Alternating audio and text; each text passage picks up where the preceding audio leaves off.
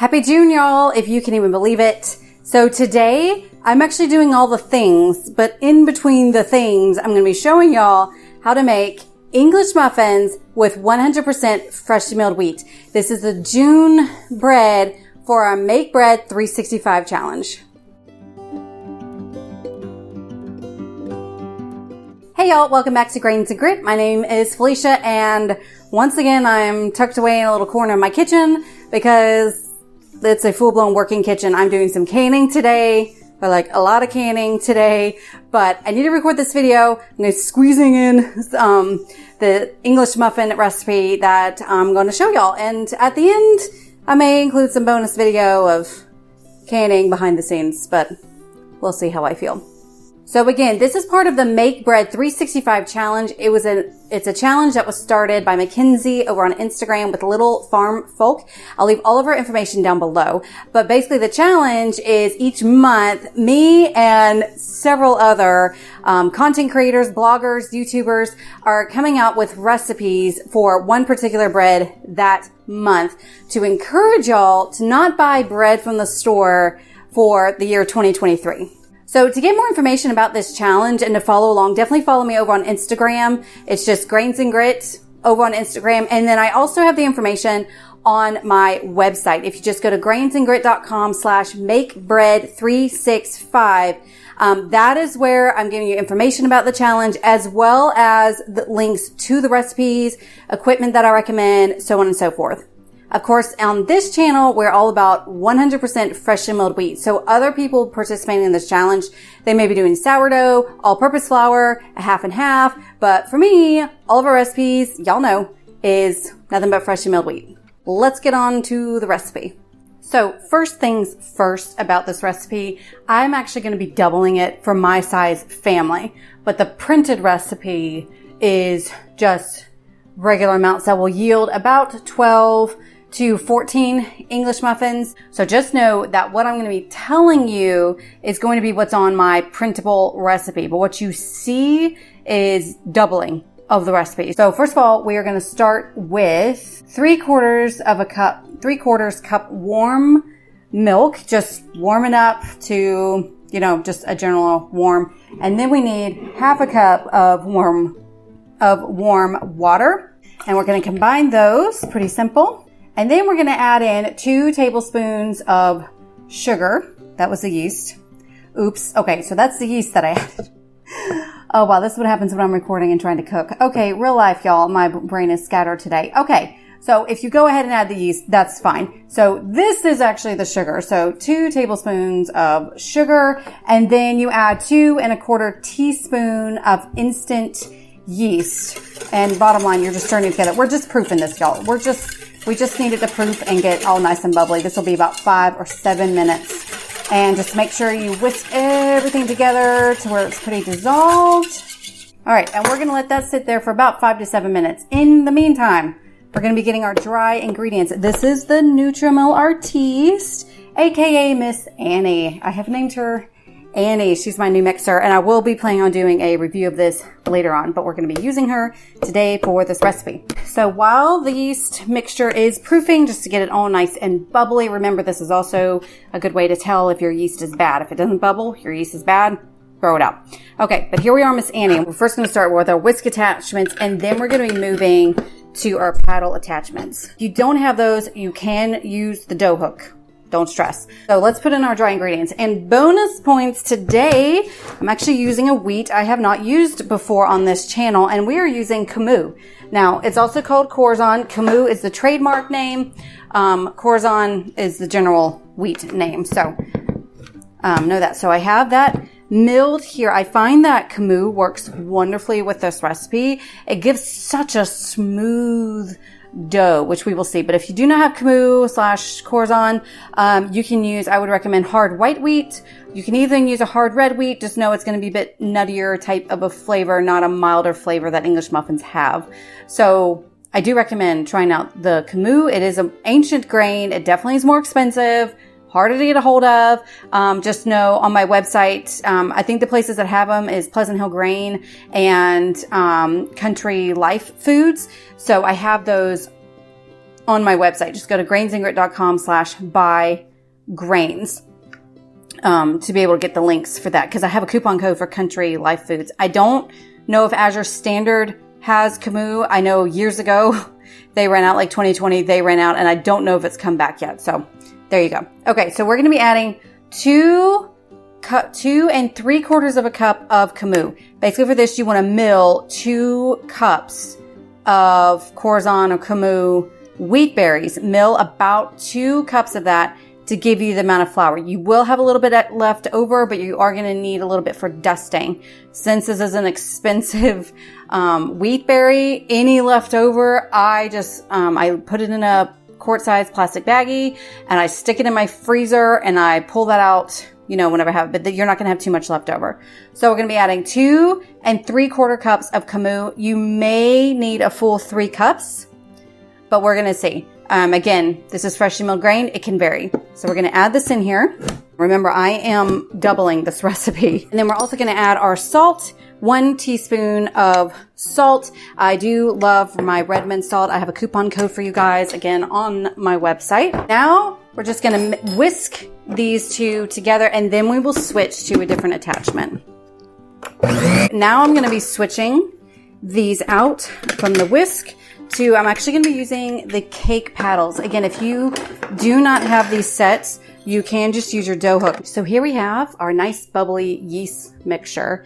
It's been about 5-7 minutes. And to this, we're going to add 3 tablespoons of melted butter. And then we need 1 large egg. Now, here's the thing with adding egg. If you just melted this butter and it's hot, like I just put in, don't add your eggs straight to it, because you may scramble your eggs, which is not good. And another note, if you were like me and you have your own chickens, I've actually got some new layers, so my eggs are smaller. And when I have small eggs, I actually just use 2 eggs. So what you saw was 3 eggs. Again, I'm doubling the recipe, and that is because 2 of them were small eggs, so that equals 1 large egg, and then to double it, that actually was a larger egg that I had. And we're gonna just combine these, whisk them together to make sure the egg is incorporated, and then we're gonna be adding it into our flour mixture. Here we go, the Nutrimala. We have the cake paddles. We're gonna go ahead and put the lid on and start mixing on low while I'm adding the liquid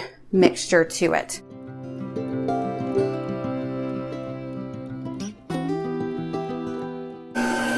And once I've added all of them in, I'm now going to turn this up to about a medium. Okay, I'm going to pause this. So what I'm looking for is just like bread dough, is because again, with freshly milled wheat, you may need a little bit more flour, a little less. So always go a little bit on the underside. You can always add more. You cannot take less. So as you can see, it's a very doughy mixture. This is going to be a stickier type dough at first. That's why we're using the paddles instead of the dough hook. But again, it kind of doesn't matter. But what I am looking for that is similar to know that I've had enough flour and when to start the kneading time is whenever it's just a little bit starting to pull off the sides of the bowl. We're not wanting it as much as with bread pulling off the sides, kneading, but you do want it a little bit. If it's just really looking like it's not coming together, just add a teeny bit more flour until it looks like it's starting to come together. We are forming a dough, we will see in a minute, but not quite as heavy or stiff as a bread dough. I really wish y'all could feel this, but I'm trying to explain it as best I can. So let's go ahead and get this started.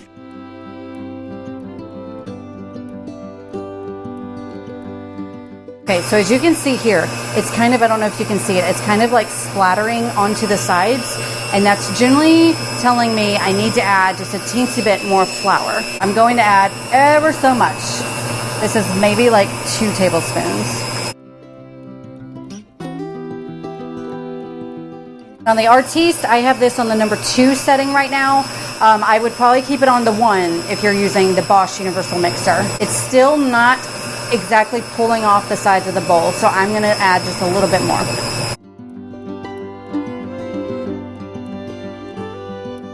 Okay, so here I added just a little bit more, and you can see it's just starting to pull off. Now I want to start the kneading time, and we just need to knead this for about 5 minutes. So I'm actually stopping it. It actually did not take the full 5 minutes, because what I'm looking for, and you can see it's like all over the place, but you can see the type of dough. It is sticky, but not quite super, super sticky, like between a sticky and a tackiness. And again, this is also just part of how Kamut is. It is going to just be a bit more sticky. It probably is the same feeling as if I was to do this with einkorn. So now we remove these. And again, this stuff, you can see how it's stretching and pulling, but not like a batter. It's not a batter. It's still a dough, but just a very, very, like a much looser, softer dough. Okay, from here comes the easy part. Now we just need to let it rest. So I'm going to pull this out and I'm going to show you kind of what it looks like, and hopefully you get a better picture of the type of dough this is. What we need to do now is we need to go ahead and get a greased bowl. I just use a stainless steel one. A glass one is fine. And we're going to just put the dough in here. Now do know anytime I remove dough from a box or an artiste, I like to remove the drive so dough does not get on it. You can see here, let me put this here. So this is the dough. It's coming off that spatula. So again, it's tacky. It's very tacky. So here we have it. And as you can see, I can actually do a stretch and fold. So if you've done like sourdough, no knead breads before, but this is extremely soft. So that's what the dough should look like. It is tacky. It's getting less so. And I can easily do a stretch and fold it. We'll break a little bit. That's fine. And now we cover this up and we're going to let it rise. Now you have multiple options here. You can let it rise for at least an hour and deal with it. But the thing with this, with English muffins, is I actually prefer to put it in the fridge and let it proof overnight. And that is for flavor. The flavor really enhances the longer it sits. So you can just whip this together up at night and then, bring it out in the morning. So that's what I'm going to do. And then what I do is tomorrow morning, I'm going to wake up, I'm going to pull it out. It needs to sit out room temperature for at least an hour before baking it up. So let's put some plastic on this. I'm going to put it in the fridge and I will see you guys tomorrow. And hopefully my kitchen won't be such a disaster zone tomorrow. All right, so here we are the next day, and now we're just going to take our dough and we're going to heavily flour the surface. This is just the Kamut flour that I had milled, and I'm putting quite a bit of flour on here because again, this is quite a sticky dough, and we're just going to dump it out here. It's still going to be sticky, and so I'm actually going to add just a little bit more flour on the top and then start gently kind of working it in with the flour, but also start just spreading it out. I don't like to roll it out because I kind of want to keep the dough light and not like squashed together. And I roll this out to about an inch thick. And then we're just gonna cut out like we do biscuits. This is a really cool cutter that Michael Gropp sent me. I'll link it below.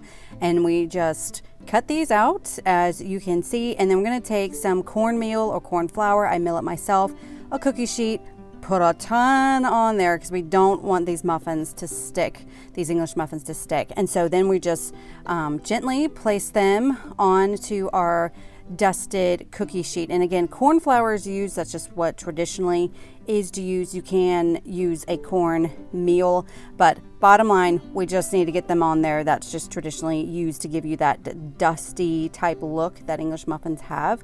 And once you use up that, we just roll up the dough and then we just do it all over again until we have used up the dough. And then at the very end, with that last little piece, I then roll that up into a basic shape for a mini English muffin. And now we're going to just cover it up with a light tea towel and let these rise for about 30 minutes. And here they are about 30 minutes later. They can rise a little bit more than this. And then we're going to grab our pan. I do prefer cast iron in this. And you're going to heat it on a low setting until you just start to feel the heat in the pan like I just did there. And we are dusting it again with cornmeal and then placing those English muffins on there for 5 minutes with a lid. And then don't do what I did here where the pan was way too hot. You're seeing smoke like this. You can see I slightly burned them. So no, y'all, I'm not perfect. That is okay. If you're not sure where your heat should be, just try one of these muffins first.